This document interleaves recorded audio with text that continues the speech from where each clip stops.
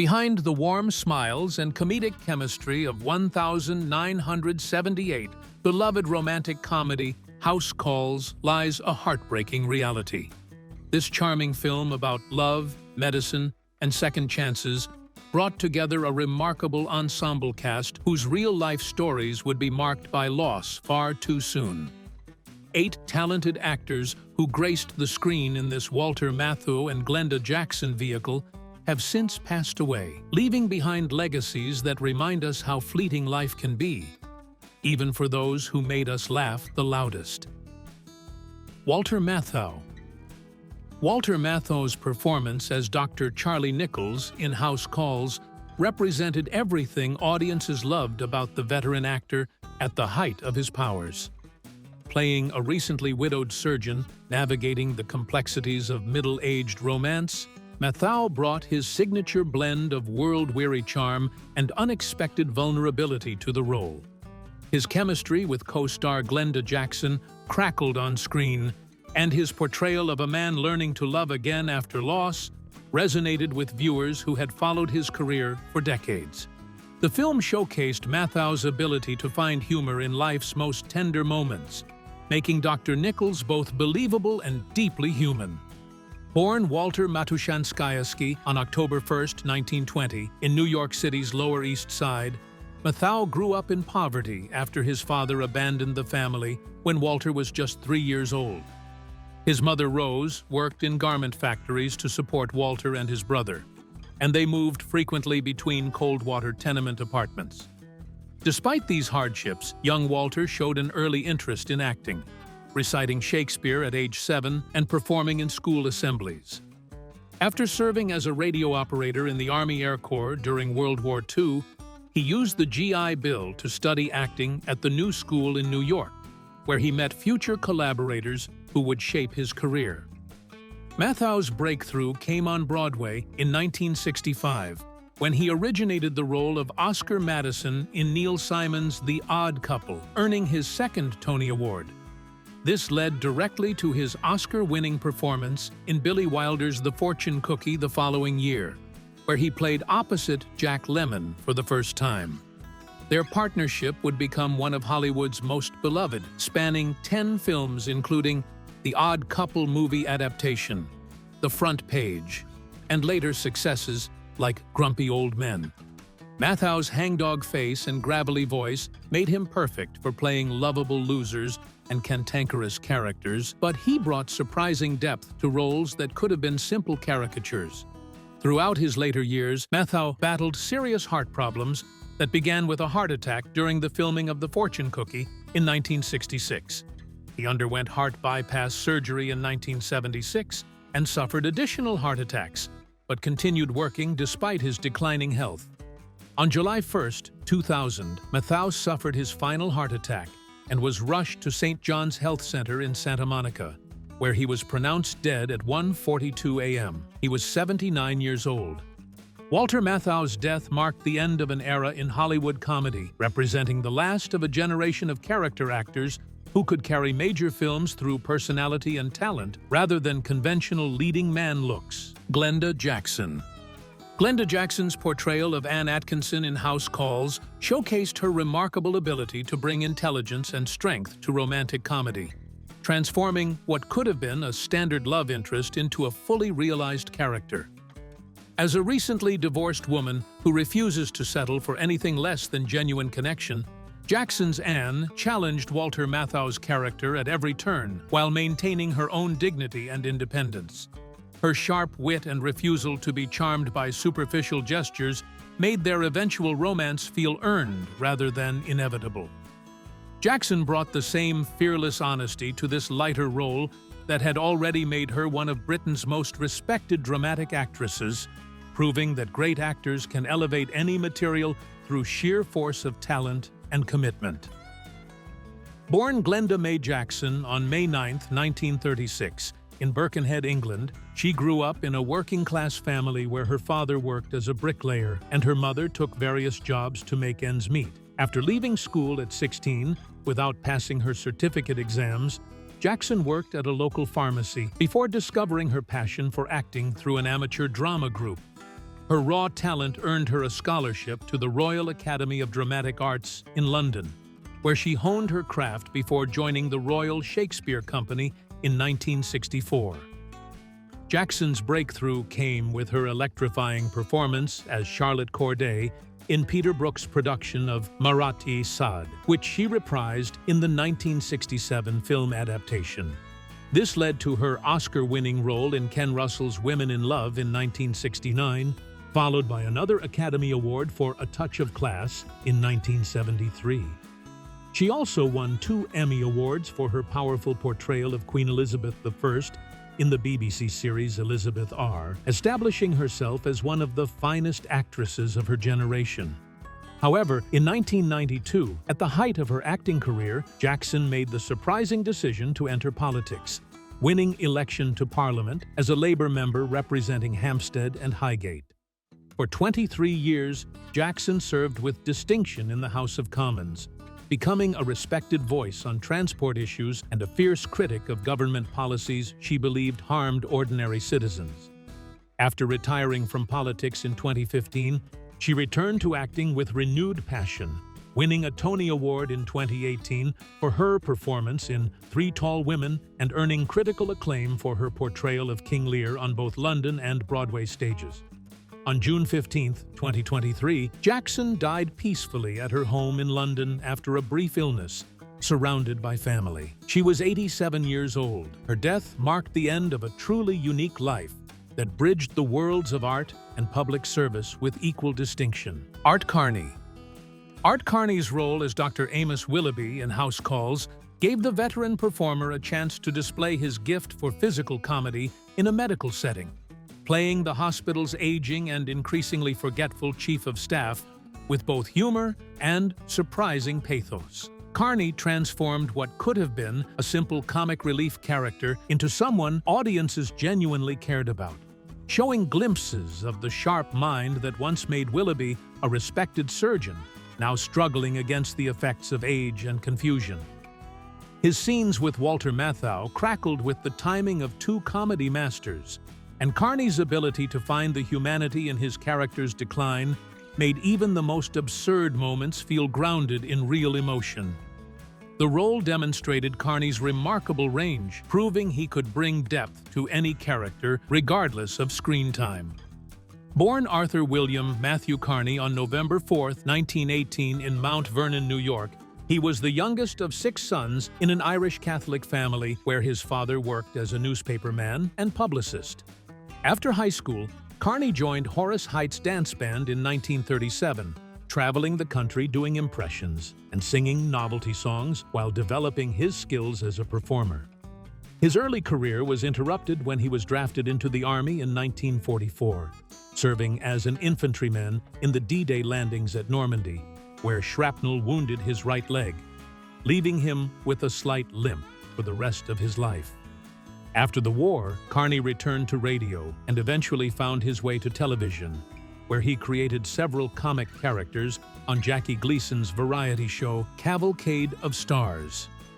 His portrayal of Ed Norton, the well-meaning but dim sewer worker who lived upstairs from Ralph Cramden, made him a household name when The Honeymooners debuted as a regular series in 1955.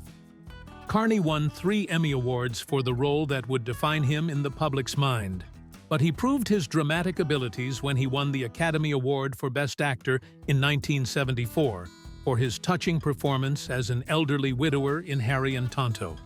Throughout his career, Carney battled alcoholism, which affected his work during the Broadway run of The Odd Couple in the 1960s, but he eventually overcame his addiction and continued working steadily in film and television. Art Carney spent his final years quietly, living in Chester, Connecticut, where he had moved to be closer to family. After celebrating his 85th birthday on November 4, 2003, his health declined rapidly, and he died 5 days later on November 9th at a local care home following a long illness.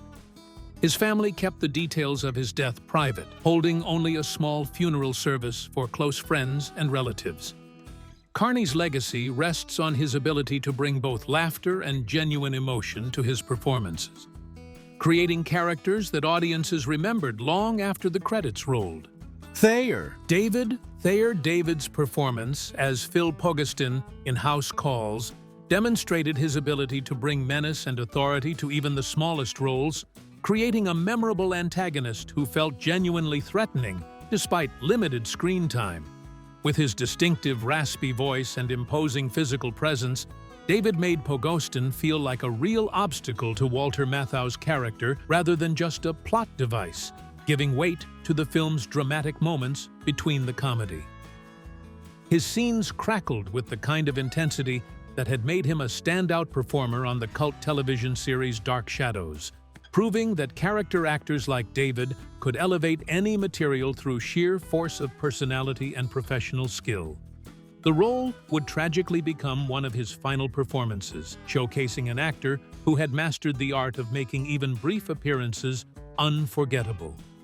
Born David Thayer Hersey on March 4, 1927, in Medford, Massachusetts, he came from a well-educated family where his father worked as an executive in the paper pulp industry.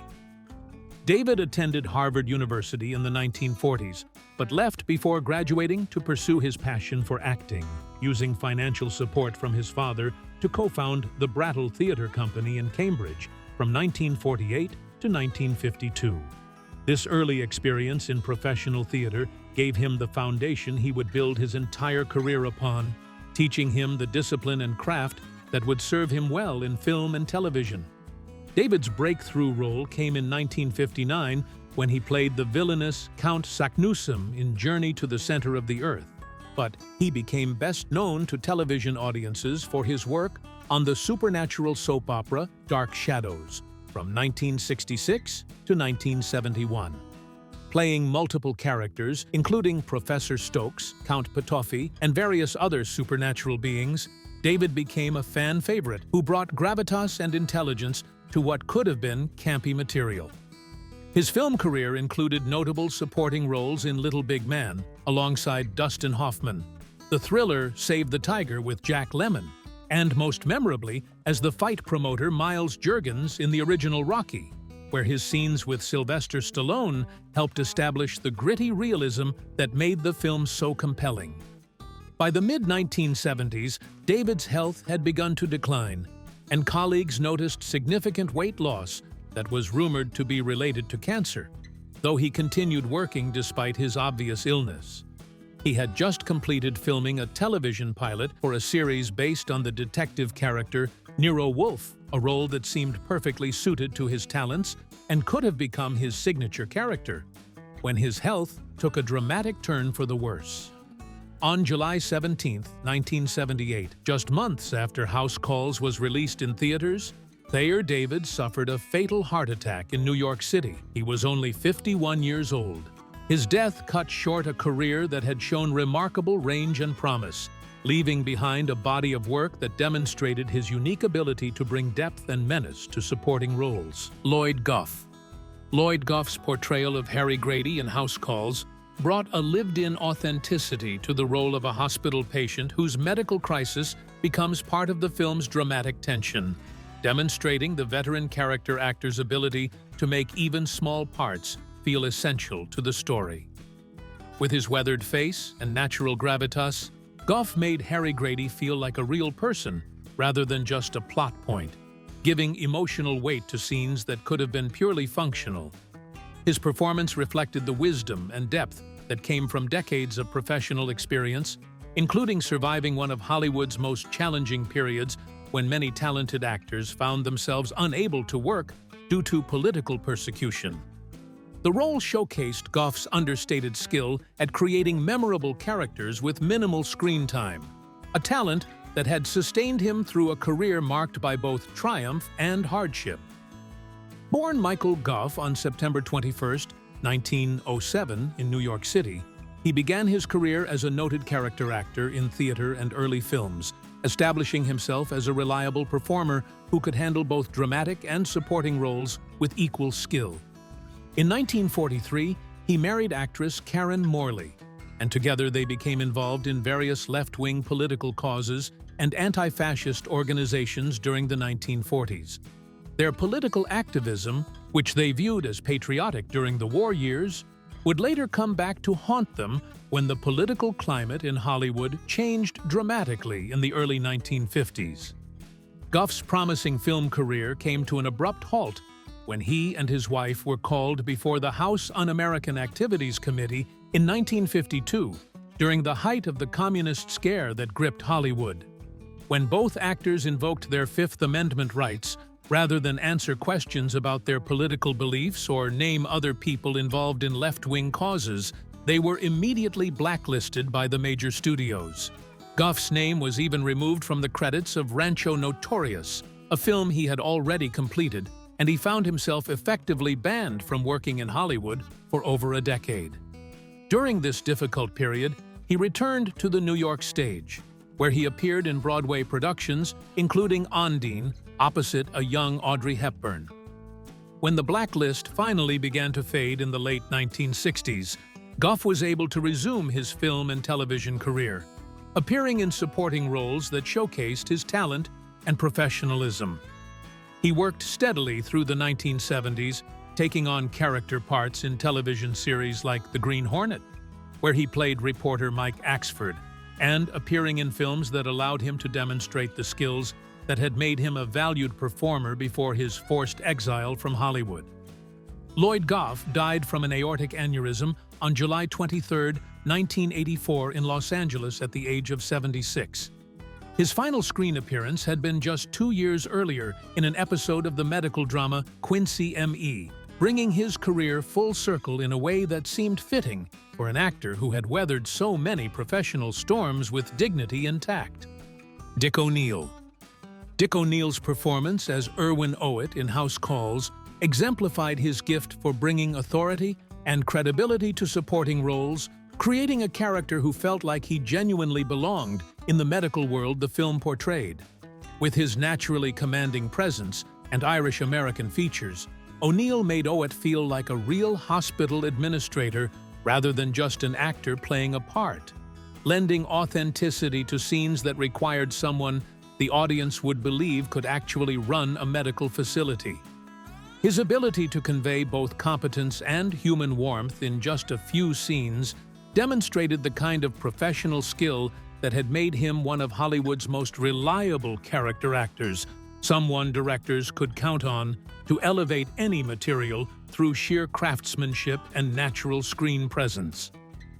Born Richard Francis O'Neill on August 29, 1928, in New York City, he studied at Syracuse University before serving in the Navy and then returning to pursue his passion for theater. O'Neill spent 5 years with Arena Stage in Washington, D.C., and 2 years with the Kenley Players in Columbus, Ohio, building the foundation of professional experience that would serve him throughout his career. He made his Broadway debut in The Unsinkable Molly Brown, playing Christmas Morgan, and went on to appear in other notable productions including Skyscraper, Promises, Promises, and Tough to Get Help, establishing himself as a versatile performer who could handle both dramatic and comedic material with equal skill. O'Neill's transition to film and television in the 1960s opened up a steady stream of character roles that perfectly suited his talents, appearing in everything from The Taking of Pelham 123 and The Front Page to lighter fare like The Jerk with Steve Martin.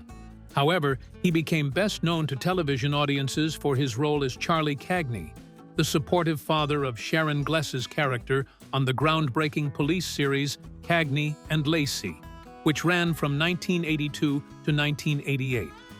His warm, protective portrayal of a father who understood his daughter's challenging career helped ground the show's more dramatic moments, and his chemistry with the cast made him feel like a genuine family member rather than just a supporting player. Throughout his career, O'Neill's Irish-American background and natural authority made him a go-to choice for playing cops, judges, military officers, and father figures across dozens of television shows, including Massage, where he memorably played 3 different military officers of decreasing rank: Barney Miller, Cheers, and Murder, She Wrote. His film work included supporting roles in Prizzi's Honor, The Mosquito Coast, and many other productions where his reliable screen presence helped anchor ensemble casts. Dick O'Neill died of heart failure on November 17, 1998, at St. John's Hospital in Santa Monica, California. He was 70 years old and was survived by his wife, Jackie Shaw O'Neill, whom he had met while performing in The Sound of Music, and their 3 daughters, Megan, Jillian, and Caitlin. O'Neill's legacy rests on his embodiment of the professional character actor's ideal, bringing dignity and authenticity to every role regardless of size, while building a career that spanned multiple decades in entertainment mediums. Gordon Jump. Gordon Jump's portrayal of Dr. O'Brien in House Calls showcased his natural ability to convey both professional competence and gentle humanity, creating a medical colleague who felt authentic and trustworthy in the hospital setting. With his tall, sturdy frame and naturally kind demeanor, Jump brought a sense of calm authority to his scenes that helped ground the film's more comedic moments, demonstrating the kind of understated skill that would later make him a television icon. His performance reflected the warmth and reliability that audiences would come to associate with his most famous roles, showing how even a small part could benefit from an actor who understood that every character, no matter how brief their screen time, deserved to feel like a real person with their own story and motivations. Born Alexander Gordon Jump on April 1, 1932, in Centerville, Ohio, a suburb of Dayton, he initially pursued broadcasting and communications at Kansas State University after transferring from Otterbein College. Jump got his first television job at WIBW-TV in Topeka, Kansas, where he worked behind the scenes as well as on camera, even hosting a children's show called WIB the Clown, while also handling weather reporting duties. After moving to Los Angeles in 1963 to pursue acting, he was discovered while performing at the Glendale Center Theater, which was owned by Nathan and Ruth Hale, members of the Church of Jesus Christ of Latter-day Saints, who would become important influences in his life. Jump's conversion to the LDS faith became a defining aspect of both his personal life and professional career, as he carefully chose roles that aligned with his religious values and often turned down lucrative opportunities that conflicted with his beliefs. His breakthrough role came as Chief Tinkler on the controversial comedy series Soap from 1977 to 1978, where he initially worried about the show's content before deciding that its underlying moral messages were consistent with his faith. However, he became most beloved for his role as Arthur Big Guy Carlson, the well-meaning but bumbling radio station manager on WKRP in Cincinnati, which ran from 1978 to 1982 and was later revived as the new KRP in Cincinnati from 1991 to 1993. Perhaps equally recognizable to television audiences was Jump's long-running role as the lonely Maytag repairman in commercials that ran from 1989 until his retirement in July 2003, just months before his death. This role provided him with steady income while allowing him the flexibility to take other projects that interested him, including stage work and appearances in films and television shows that met his personal standards. Gordon Jump died from pulmonary fibrosis that led to respiratory failure on September 22, 2003, at his home near Los Angeles. He was 71 years old and had been under hospice care during his final days, surrounded by his wife Betty and their 5 children. Jump's legacy encompasses not only his memorable television performances, but also his example of maintaining personal integrity in an industry that often pressures actors to compromise their values for career advancement. Len Lesser. Len Lesser's brief appearance as the waiter in House Calls demonstrated the kind of memorable character work that would define his 6-decade career, transforming what could have been a throwaway role into a moment of genuine personality and charm. Even in just a few lines of dialogue, Lesser brought his natural warmth and comedic timing to the part, creating a server who felt like a real person rather than just a plot device to move the story forward. His ability to make such small roles feel essential reflected the skill that had made him one of Hollywood's most dependable character actors, someone who understood that there were no small parts, only small actors, and who approached every role with the same level of professionalism and attention to detail that would later make him beloved by millions of television viewers. Born Leonard King Lesser on December 3, 1922 in New York City, he grew up in a working-class Jewish family where his father worked as a grocer after immigrating from Poland. Despite his family's modest circumstances, Lesser showed academic promise and graduated from the City College of New York with his bachelor's degree at the remarkably young age of 19 in 1942. His education was interrupted the day after Pearl Harbor when he enlisted in the United States Army, serving with distinction in the China-Burma-India Theater during World War II, where he was promoted to sergeant and gained valuable life experience that would later inform his acting. After returning from the war, Lesser began building his acting career slowly and steadily, appearing on American television consistently since 1955 in a remarkable variety of programs that showcased his versatility as a performer.